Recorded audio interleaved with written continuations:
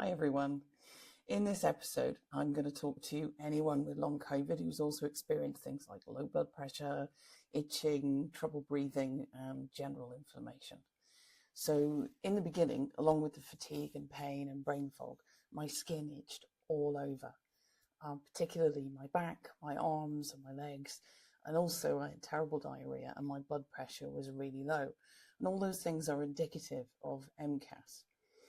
And this was around about the time when I decided that I really needed to solve this long COVID problem myself, rather than waiting for doctors to save me. It was the itching that led me to believe that it was possible to reduce my symptoms. So itching is a really good indicator that you've got too much histamine in your body, which means allergies or intolerances. So I looked into the possible causes, and I didn't come up with MCAS at the time in my research. But this was long before anything was really known about long COVID. And I've realised that if I was having an allergic response to something, then my best approach would be to try and work out what it is that I was being exposed to, and then reduce my exposure to it. And it was either going to be environmental, so something within my home, or it would be something that I was eating. So I went around my house, I found some black mould, and I took steps to get rid of it. And I had to get the cleaner in because, of course, I was far too old to do it myself.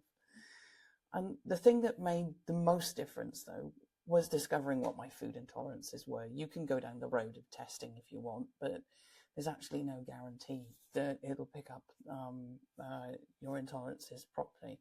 I mean, I was tested for gluten intolerance a while back, and it came back negative. Or you could just do what I did and experiment by taking things out of your diet and seeing what changes. So when I took gluten out of my diet, my whole body changed shape. Before that, my stomach was so swollen that it looked like I was about 6 months pregnant. And as soon as I cut gluten out of my diet, it flattened off to the point where I lost a whole dress size. Now, even better than that, after I'd cut gluten and processed foods, over a period of about a year, I lost nearly 3 stone, literally just by sticking to non-processed foods and keeping gluten out of my diet.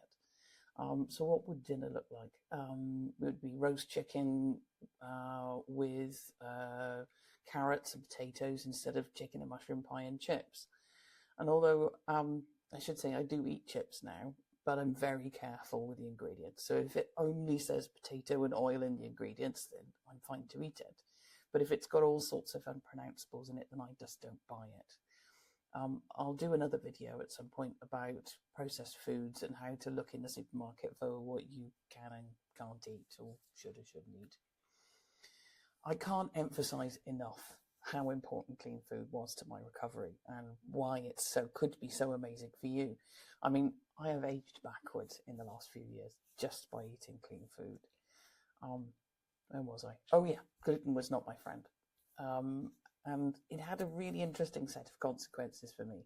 My whole body changed. I lost weight, the itching stopped, a large part of the inflammation reduced, I'd say about 40% of it. If you want information about all of the things that I did to recover in total, then see my main long COVID recovery video, because everything is in there. Later on, my cell activation syndrome started coming up in my research as something that other people with long COVID were talking about. And although I never got a diagnosis for it, because it was too late by then, I kind of dealt with it. The reality is that very few people get diagnosed with MCAS unless they've actually had some sort of anaphylactic response to something. But as with everything, allergies are on a sliding scale. So you could be a little bit allergic to cats, or you could be so allergic to cats that whenever you come anywhere near them, your throat closes up and you can't breathe. And there's a line between makes me sneeze a little bit and my whole body is overreacting. But with MCAS, I believe that there's a spectrum with that too. And a lot of people are falling under the diagnosis threshold because they're not ending up in A&E with some sort of anaphylactic response. But not having a diagnosis doesn't mean that you shouldn't address it by taking out the things that are in your environment, like mould or products that you might be allergic to. You could wear gloves when you're cleaning. You could take those things out of your diet that might be setting you off. And a lot of people are asking their doctor about antihistamines and other treatments, and it's working for them. That's great. But I'm here now to say, why not do both? cut your exposure and treat the symptoms. Whether you have a chronic MCAS state or a really bad MCAS state, you can actually reduce your symptoms just by taking out the things that you have control over. Even if it doesn't resolve it completely, you can take the reaction down, and when the reaction comes down, your symptoms reduce. Your blood pressure will start to return to a better state. You'll lose weight, which is great for your entire body. The diarrhea will most likely stop, which means you're not constantly losing electrolytes.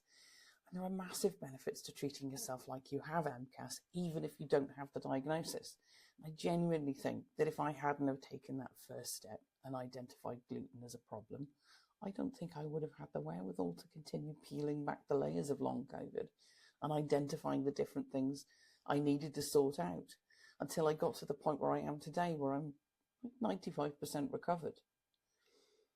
So I encourage you, look into it, see what might be in your home, have a look at your food, and just remember, if you want to reduce your long COVID symptoms, you need to take responsibility for the things that you have control over. Allergens are a big thing. So again, if you have any questions about this, as always, stick it in the comments. I love reading comments from subscribers and I love answering questions. And sometimes those questions turn into videos.